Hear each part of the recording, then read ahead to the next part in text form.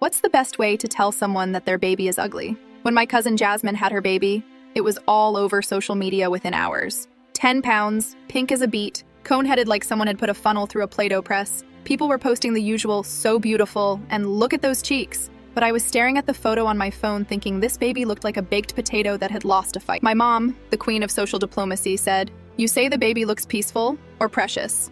Never cute unless it actually is."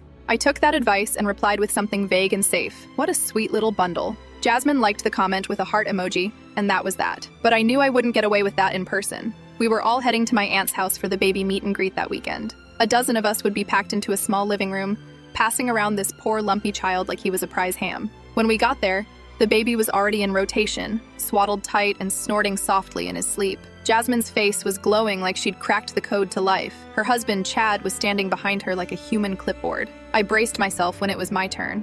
I took him in my arms, and my first thought was, he smells like sour milk and squashed Cheerios. My second was, this baby is objectively unfortunate looking. His forehead was massive, his ears stuck out like tiny satellite dishes, and his eyes were deep set and slightly crossed like he was focusing on something in another dimension. Jasmine was watching me. Everyone was watching me. I could feel the silence stretch a little too long. He's got such a strong face. There was a beat. My aunt coughed into her wine. Jasmine lit up. Right? I keep saying he's going to grow up to be like a philosopher or something. He just looks so intense all the time. Very thoughtful, I nodded. Old soul. I handed the baby off to the next cousin and sat down, half proud and half horrified. It was technically true.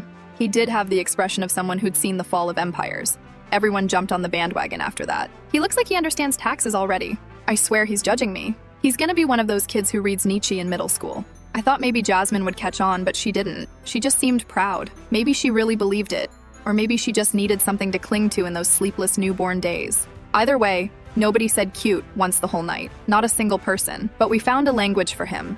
A way to talk around the truth without cutting into anyone's joy. The weirdest part? The baby grew into it. By the time he was 2, the cone head had evened out, his eyes focused, and his ears didn't seem so dramatic on a toddler frame. He did look serious all the time, like he was silently working out moral dilemmas over his applesauce. And he was smart, shockingly so. First one in the family to use full sentences at age 3. He's 7 now, still has that intense stare, reads on a 5th grade level, and once corrected my grammar at Thanksgiving. Jasmine calls him her little professor. I guess she leaned into it. Sometimes I wonder if she knew all along that people were lying to her that first week. If she saw the photos and thought what we all thought but decided to tell a different story. Not ugly, just wise. Not weird looking, just serious.